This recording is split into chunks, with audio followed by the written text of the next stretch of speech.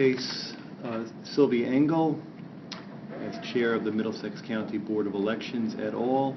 Versus the Board of Chosen Freeholders of the County of Middlesex, Superior Court of New Jersey, Law Division, Middlesex County, docket number MID-L-0654-19. Could I have your appearances for the record, counsel? Thank you, Your Honor. Brian English from Tompkins McGuire for the plaintiffs. Good afternoon, Your Honor. Nikki Athanasopoulos, First Deputy County Counsel, appearing on behalf of the defendants, Board of Chosen Freeholders, and Thomas Lynch. It's a pleasure to see you again. Thank you. I'm going to start this argument with a quote from Traynor versus Burlington County Board of Chosen Freeholders, which is from 216 New Jersey Super 289 at 296. And this is in an analogous case. I am hesitant to embroil this court in what I believe is essentially a political battle. I will decide this dispute if necessary, if you folks can't resolve it. But I want to just highlight what Traynor said in an analogous situation. While an action in lieu of prerogative writs is always available to local governments and their agencies, we would be remiss to suggest any exclusivity in that source for relief. Resource to negotiation and compromise is also available. Both of the boards involved secure their funding from monies collected from the taxpayers of the county. Consequently, in any court dispute, the legal fees, court and related expenses are shouldered by the taxpayer. The alternative to incurring such expenses is negotiation and compromise in an atmosphere of reasonableness. You folks seem to be reasonable people, but yet you're back again. Yes, Your Honor. And I assume that our efforts and your efforts between the Board of Elections and the Board of Freeholders were unsuccessful? Yes, Your Honor. That is correct, Your Honor. All right. With that said, I have certainly reviewed all of your materials on a number of occasions, both before your initial appearance were scheduled and then rescheduled till to today. So I'm willing to hear from plaintiff's argument. Thank you, Your Honor. As Your Honor said, you've read the paper several times, so I'm not going to do a whole pitch regarding that. There are just a couple of issues that I wanted to highlight. The first is, Your Honor is correct that to a large extent this is a political issue with political disputes. There is one thing that is really not a political issue here, Your Honor, and that is the freeholders did not have the authority to hire Mr. Lynch for the BOE. It's very clear. We pointed out, if you just look at the statute, if you look at the 3 letters that other attorney generals have written, they did not have the authority at all to do this. It's ultra vires. It is void from the minute it happened. So that is certainly something that is within your area where you can decide that that's correct. They did not have I'm not the authority. suggesting it was not within my area. I can, certainly Traynor makes that clear that I can decide it. I'm not going to punt on the issue. My point was really that this is a matter that should have been resolved by the elected officials and by the Board of Elections and the Board of Chosen Freeholders. I'll decide what I need to decide. I'm not going to defer, but that's my view of the world. And, Your Honor, I think that's an important point as well, that within this world of what's supposed to be compromise, I mean, in our papers we talk about how the first Traynor case talks about, this system was set up by the legislature to be in deadlock from the beginning. So there's going to have to be compromise. There's going to have to be reasonable people talking with each other and figuring out, okay, I'll give this, you give that. Explain to me why you believe the legislature set up such a system, if you know. Because I think, Your Honor, the idea was always that All right, we have two main political parties. I mean, I have my own views, but I want to hear yours. Mine, Your Honor, is I think the concept is we have two main political parties. We've had it since, these laws were first passed 80 years ago, 70 years ago. We have cases in our brief going back 80 years. I think the idea was, all right, we've got two political parties, tide shift over time. Some parties are a little stronger at some points, others are a little stronger later. We need to have these different types of independent bodies, and that's an important point, Your Honor, independence of these bodies. So we're going to set them up 2-2. They've got to have give and take here in order to get things done. There can be some horse trading. I was at a motion up in Bergen County, and they were talking about the idea of horse trading to get things done. And I think that was the idea, that they didn't want to put in place a system where one side would always be predominant, because that could be more open for abuse. Now, on the other hand, you have situations where you get into impasse. So I think in the end, the legislature decided we don't want anybody to be too strong, so we're going to set it up as a blocking mechanism against both, so they're going to have to deal with each other. I mean, but the paucity of cases suggests to me that the legislature was correct in that there are so few disputes, people work together. Yeah, absolutely, Your Honor. Now, here's what I think is an important point for this case. I think this case would have been resolved eventually if the freeholders had not asserted themselves here. If when Lynch had been voted down, the parties just retreated to their own corners, and then a while later it got brought up. But instead, 2 weeks later, the freeholders say, no, we're going to hire this guy. We're hiring him for the BOE. That changes the whole dynamic. That breaks the deadlock where it's whatever political party is in power in the county, suddenly their commissioners, their decisions, they will win. We're going to intervene every time for them. Now, here it's the Democrats, in Hunterdon County it could be the Republicans. But the thing is, the system's not supposed to work like that. It's supposed to be the commissioners dealing with each other. The freeholders don't get to come in and say, you know what, we like our guys, we don't like you guys, we're going to do what they wanted to do. We're hiring this guy. So that, I think, is the critical point, and why the resolution of the Lynch, the authority to hire Lynch, is so important here, because it really can't be that the freeholders, every time they disagree with a decision, they're going to intervene. I mean, you saw it recently with the Judge Rivas case. They're starting to do this more often. That's got to stop, because that breaks down the whole system. Well, I certainly heard on Court Smart, Judge Rivas' reaction to that. Mm-hmm. I think, Your Honor, that what it comes down to is when you have this balanced system where it appears to have worked pretty well, as you point out, for quite a long time, when one party, for whatever reason, perhaps because they think they're very politically strong in the county, starts saying, you know what, we want to get things done our way, so we're going to intervene here, that breaks the system down. It's not going to work that way. Now, the one other point I wanted to bring up, Your Honor, that I don't think was very clear from the papers is with regard to Mr. Lynch himself. When he was hired at $85,000 a year. That automatically made him the second highest paid person at the BOE. He was only $9,000 below the administrator, who had been there for 14 years. So this was a very important position, obviously. This is not your entry-level people that are... This is a part-time gig, though, right? This is not a full-time job, or is it? Mr. Lynch, I would think, would hopefully be a full-time gig. He's making $85,000 a year, so that's pretty good. Your Honor, it is a full-time position. Yes. Okay.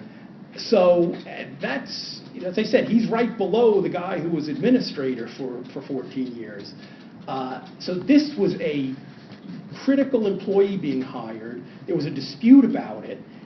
You just can't have the freeholders parachuting in to say, no, we're gonna resolve this in our way. One issue, Your Honor, I also think you're probably wanting to hear about is Why didn't we bring the action immediately as soon as Lynch got hired? No, I think Mr. Katz explained that. Okay. I read his certification Okay. as to why that happened. That was one of the questions that I raised in my supplemental letter to you. Absolutely. And I think Mr. Katz explained why that Good, occurred. okay. The other And point... you're dealing, as I understand it, you're doing this on a pro bono basis. Yes, Your Honor, yes. I got called in to carry the flag forward. We'll see how long this lasts if this case ends up in the New Jersey Supreme Court. Yes, you might be sorry about that, but in any event, Your Honor, I guess at this point, do you have any other questions? Yes, I have questions. All right, then let's... What do you have, on behalf of your clients, any specific complaints about the performance of Mr. Lynch? No, Your Honor, we don't have any complaints, and my view of that, though, is Lynch could be the best employee or the worst employee. We're not trying to get rid of him because we think he's a terrible employee. We're just saying that the independence and autonomy of the BOE is at stake here. He could have been the most outstanding employee ever, polishes voting machines and gets coffee for everybody, and he's the greatest guy in the world. That doesn't make a difference if the statute did not authorize the freeholders to hire him. He's got to be removed because that's the only thing that can be done when you have an ultra vires act like that. It's void. The Edwards case from last year that we cite, Your Honor, it's not a question of whether he was a good deputy administrator, business administrator. He was removed from the position. And something that we're not trying to do here, the court actually made him pay back what he had been paid, which I just find amazing. And that was a situation where I had cited one case, the Haynes case, where the court said there's no latches here because even though this person had this job for a while, we're still going to remove her. She got paid while she was working, so there's no prejudice to her. In the Edwards case, they actually said he's out and he has to give all his money back. So 80 years later, the appellate division saying, you know what, when it's void from inception, you're out. That's it. So as I said, Your Honor, it doesn't matter whether he's a great employee or a mediocre employee or the worst employee. He should not be an employee of the BOE until the entire board of the BOE says he's an employee. That's what that comes down to. All right. I've gotten through about half of the Mueller report, and it's probably the first time you've been asked about the Mueller report in your in your legal career. And in light of current concerns about potential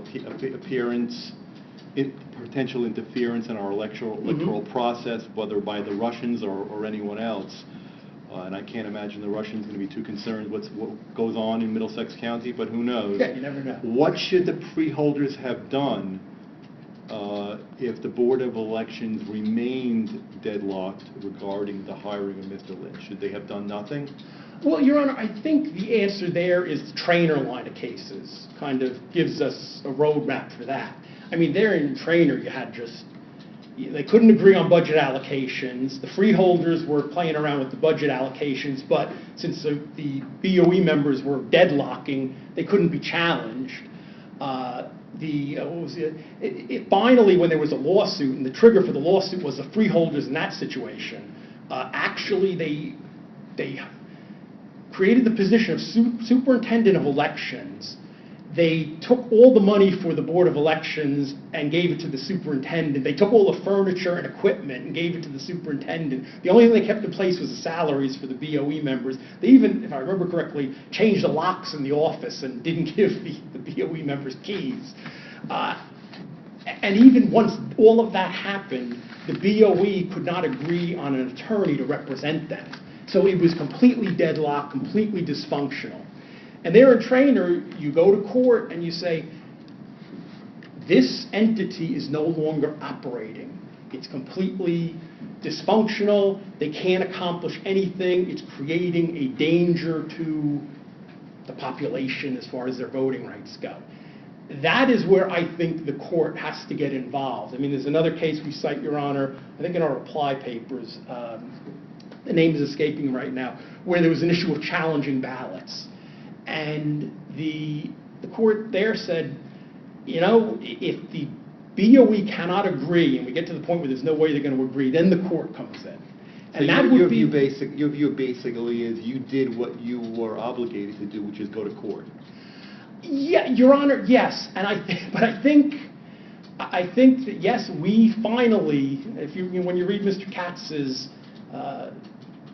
certification, he does say that, look, you know, I tried to get the Attorney General involved. Here are these letters from other Attorney Generals that say that the freeholders can't hire people for the board. Only the board can hire people for the board. So at a certain point, then you finally say, okay, you do have to get the judiciary involved.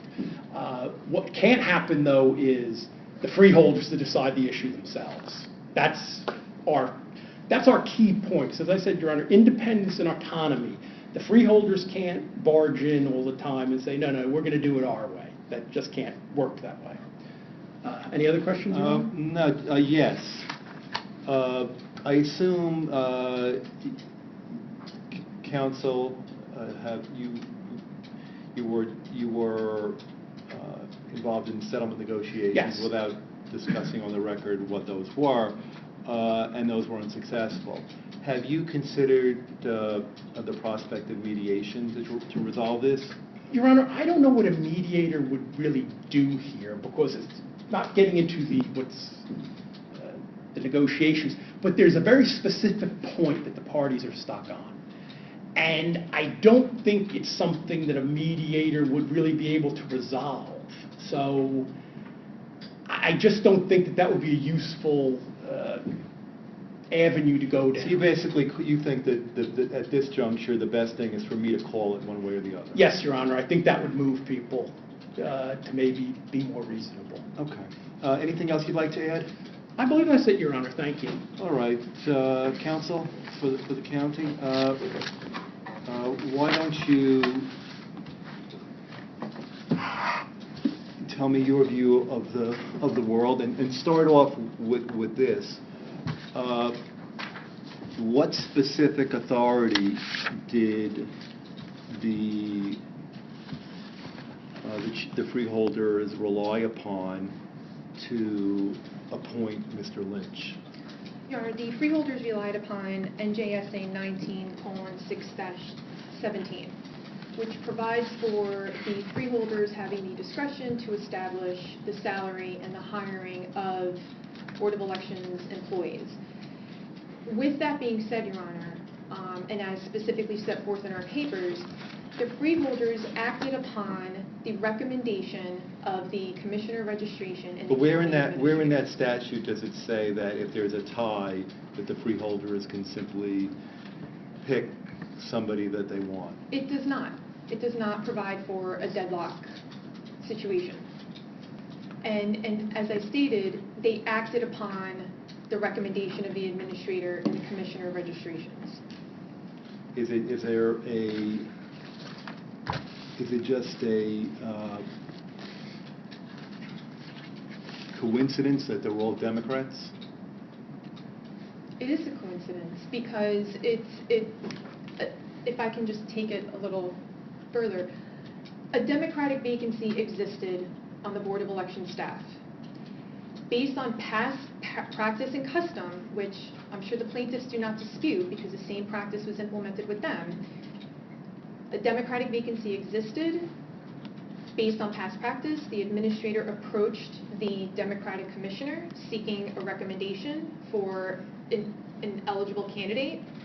The Administrator interviewed the individual, and based on the short staffing of the Board of Elections and the need for an individual to serve in some type of supervisory capacity to further assist well, not even assisting, but in overseeing the implementation of the new voting machines, it was in fact a coincidence that it was a Democratic vacancy that arose at that given moment and provided for the necessity of the incoming individual to serve in that capacity of overseeing the implementation of that project.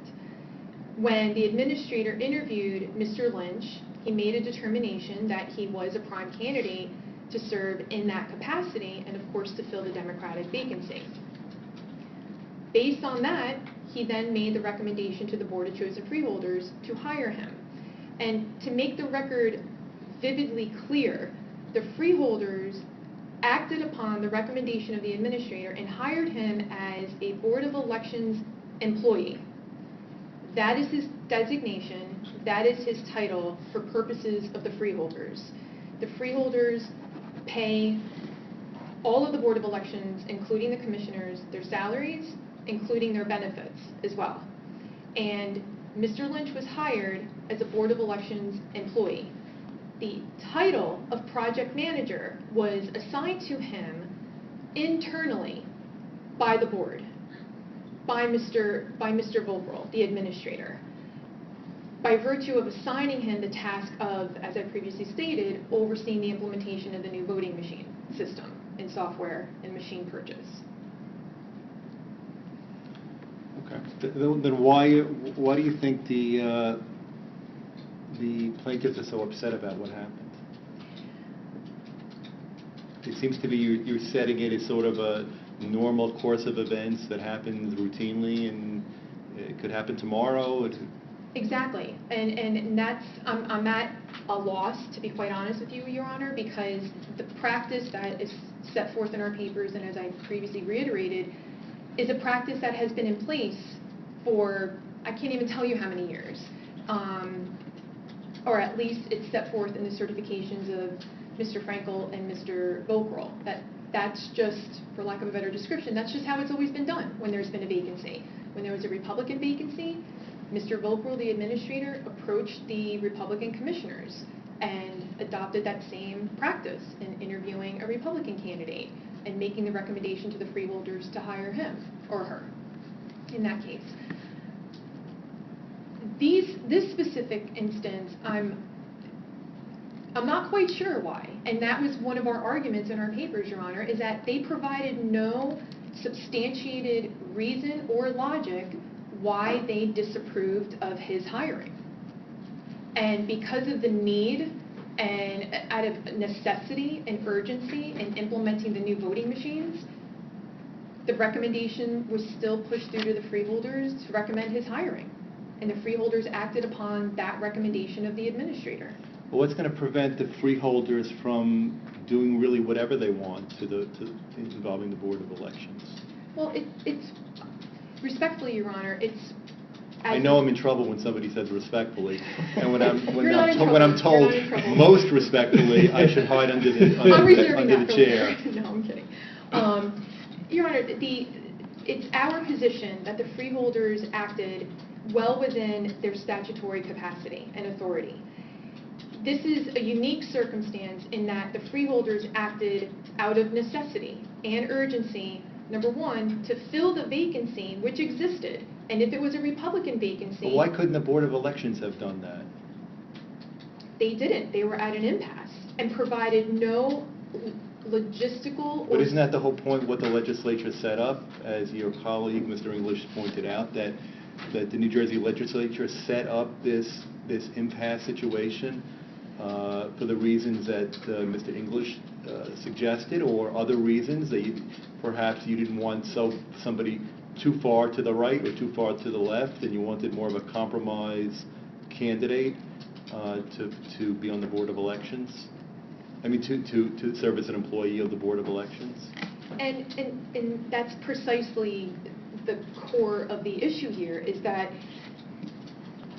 the Democratic commissioners felt that Mr. Lynch was a prime candidate to fill this vacancy based on his credentials and his experience, and that because of his qualifications and because of the vacancy, he was qualified to serve in that capacity as program manager. And to make the record clear, Your Honor, I know there are references of him serving in a supervisory capacity.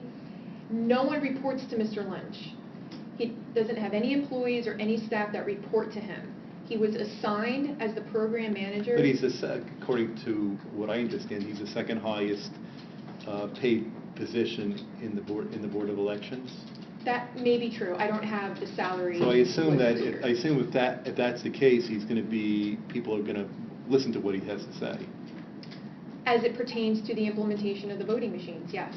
And since his employment of August 16th, 2018, as Your Honor made the point earlier, the Republican commissioners have made no issue or presented any concerns regarding his performance, regarding his work. He's made several presentations before the board regarding different machines that the county could consider in purchasing, regarding the implementation of the voting machines, and how they would go about doing that. They've offered no criticism or concerns regarding his performance. I'm trying not to be rude. I'm just looking for the statute, the actual statute itself, which.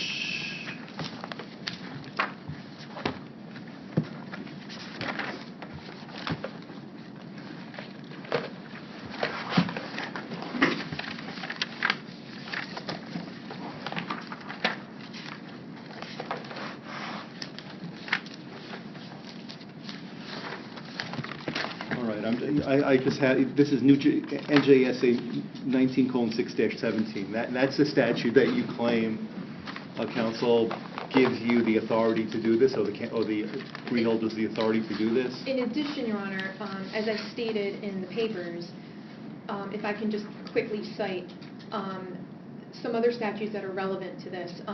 NJSA 19:6-21, whereby the freeholders are required to provide the Board of Elections with a suitable office or offices, furniture, and such other equipment as the Board of Elections deems necessary. NJSA 19:45-4, all costs, charges, and expenses incurred by the county board shall be paid by the County Board of Freeholders, which includes salaries and compensation. Lastly, NJSA 19:45-7 sets forth a salary range for election board members' compensation, and any increases beyond that range are subject to the approval of the freeholder board. Just getting back to New Jersey NJSA 19:6-17, where specifically in that statute does it give the right of the freeholders to essentially appoint someone of their own choosing? It doesn't.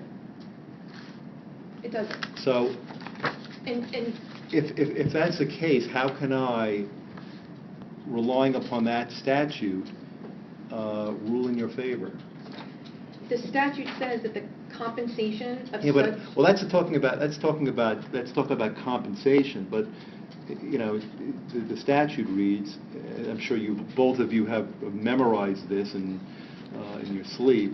In counties of the first class having a population of less than $800,000, the county board may appoint 4 additional office employees, and in counties of the first class having a population of more than $800,000, the county board may appoint not more than 6 additional office employees, all of whom, when appointed by such county boards, shall be appointed from the competitive class of civil service. And I understand that that Middlesex County is considered a first class county. That's correct? Correct. So where in that language does it give the authority? So I guess you've answered my question. It's, you want me to read that right into this statute? But in the context of past practice and custom, in that there was an internal recommendation, interview, the administrator in his discretion deemed Mr. Lynch to be qualified and suitable to serve in the capacity of a project manager to oversee the implementation of the voting machines and other related... Because, you know, it's the problem, as I see it, is the statute doesn't say that. And, you know, today, the freeholders are controlled by the Democratic Party, or Democrats. You know, sometime in the future, it may be the Republicans who are in charge. You know, the concern is we're going to create a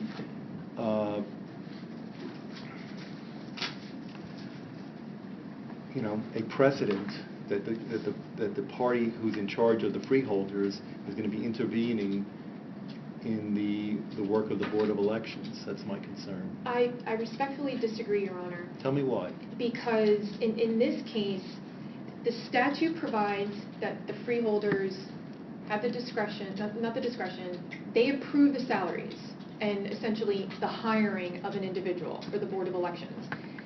That has to be prompted some way.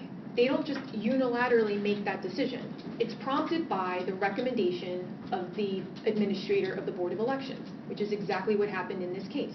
The recommendation came from the Board of Elections administrator to recommend the hiring of Mr. Lynch. And the point that I need to emphasize is, as a necessity, there was a need arose to oversee the implementation of the new voting machines. The county spent $7.5 million on 720 voting machines. And someone had to oversee that project, and that was Mr. Lynch. Prior to Mr. Lynch, the office was not... But why couldn't the Board of Elections have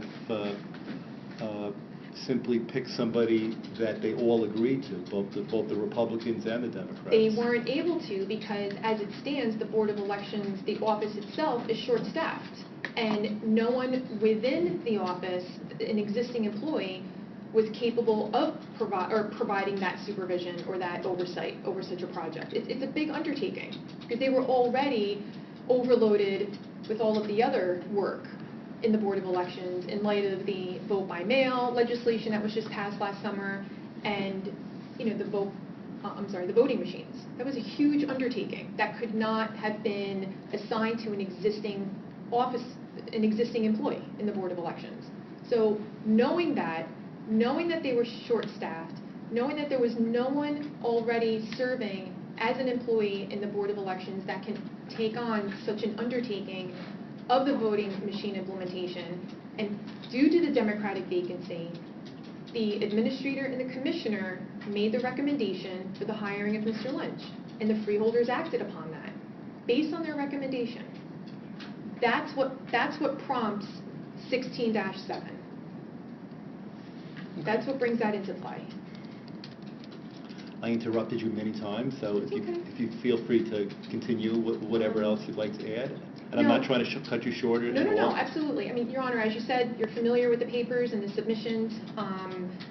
I just submit to the papers and the arguments set forth therein, unless Your Honor has any other specific questions for the county, I submit. All right. I want to give Mr. English the next opportunity to speak. All right. Yeah, Your Honor, just very quickly on this custom and practice issue. First of all, for the salary information, that's Exhibit B to Mr. Bockrell's certification. This idea of the custom and practice, there's a D vacancy, we talked to the D commissioners. R, the vacancy, we talked to the R. Lynch was different. Supervisor, and I know they don't like them called a supervisor, but supervisor positions are different. Everybody knew it was different. The Democratic commissioners knew it was different because it's kind of obscure in the papers, but the Democratic commissioners were the ones who called the motion to vote on Lynch. They knew there had to be a motion before the board for him to be hired. It just didn't go the way they wanted it to go. That led to this going to the freeholders then. And Your Honor, this was not 2 months, 2 weeks later the freeholders hired Lynch. There was no time for this process to work out. There was no time for the idea of compromise. 2 weeks later, he was employed by the freeholders. So that's all. Unless you have any more questions of me, that's all I have. This was not your run-of-the-mill entry-level employee. This was the second highest paid person going in at the BOE, and the Democratic commissioners brought the motion to have approved his hiring. It got rejected.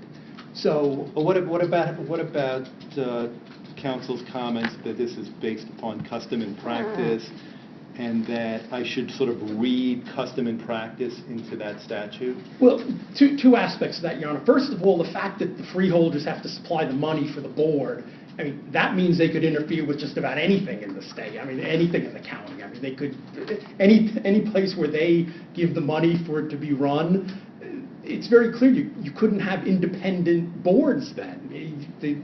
I guess they could even try to run the prosecutor's office if they wanted to do that. Yeah, Counsel, that is a concern that I have, is that that this will just, if I rule in your favor, this will simply be the first step in the freeholders basically taking over the Board of Elections and doing whatever they want to do because they fund it. I respectfully disagree, Your Honor, and not to be the proverbial dead horse, but the reason why the freeholders acted the way they did, again, based on the recommendation of the administrator, was because there was a vacancy, and there was a need and an urgency to fill that vacancy with an individual to oversee the implementation of the voting machines. The Board of Freeholders have been around for hundreds of years, as have the Board of Elections. This has never happened before, and this isn't something that would establish any type of precedence, because we don't foresee a situation like this arising again because of the need to have an individual oversee the implementation But of the there'll be voting other machines. needs that the Board of Elections may have that either we may not know exist now. Maybe a year or two, something else will arise, and there'll be a 2-2 split. And the Board of Elections will say, well, this is a very important matter. We can't wait for those folks in the Board of Elections to decide. We're just going to decide because we fund the Board of Elections. So just see this as a slippery slope that basically the political party in control is essentially going to take over the essential activities of the Board of Elections. I respectfully disagree, Your Honor, for the reasons that I previously stated, but in addition... Do you think this is just a unique situation that will never happen again? I do. Respectfully, I do, Your Honor. But at the same time, the plaintiffs offer no rationale for their rejecting Mr. Lynch's hiring. At that time, and even up and until this point, they've provided no concern, issue, or criticism of Mr. Lynch's performance whatsoever. And as I understand that there was no concern before, other than he shouldn't be hired because of the way the statute is set up. But since that time, there's been no criticism of his performance. Correct. And to put it bluntly, Your Honor, why wouldn't they approve his hiring? There was a Democratic vacancy that existed. Why? That answer has yet to be answered. Why did they reject his hiring? Perhaps that's a way we can control Mr. English. Why did they reject Mr. Lynch's hiring? I believe the reason was, Your Honor, as you see in the papers, there was a compromise proposed at that time. Lynch comes in as the project manager, and Inspector R comes in. When Mr. Vaca retires, Lynch slides up to administrator, the inspector slides up to deputy administrator. Everybody's happy. Democratic commissioner said no. Republican commissioner said, okay, well, then no. That, once again, the idea of this back and forth, this balancing, as Mr. Katz points out in our papers, in other counties, that's a pretty standard setup. You have an administrator of one party, a deputy of the next. So it's just this idea of balance and rotation.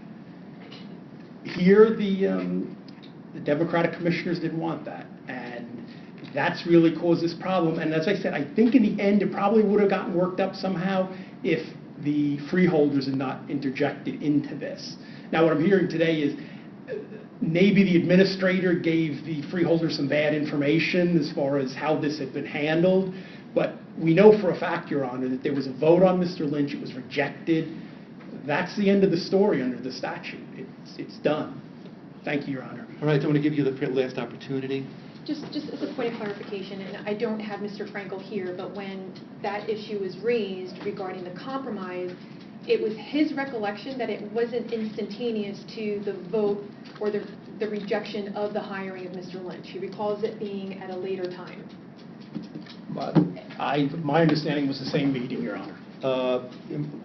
You know, I guess my final comment to both of you, I'm going to be writing an opinion on this to the extent that you can't resolve it and it appears you cannot. I know when the legislature enacted this statute and when the Board of Freeholders were first created and the Board of Elections, which I guess go back to revolutionary days of our Constitution, that nobody thought that Judge Wallenetz would be deciding this issue, which, as an unelected official. Apparently, you folks want me to decide, which I will. But I ask you again to consider, to continue your dialogue to the extent there is any, because I do not believe that a solution cannot be reached by the parties. However, I will certainly decide this issue, and one of the things that I'm going to be relying upon is the authority that I have, and the authority that I have is derived from the statute, and take that for what it's worth. I'm not one to be making up rules or law or anything else because of political views or political philosophies that I may hold. I'm going to be deciding this case based upon the law and the statutes in the state of New Jersey. So, with that said, I want to thank you so much for your efforts and your excellent briefing on this case and your excellent arguments, and encourage you to continue talking. You'll get a written opinion from me probably within a week or two, probably closer to 2 weeks than anything else. And have a great Memorial Day weekend. Thank you very much. Thank you so much. Take care. Thank you.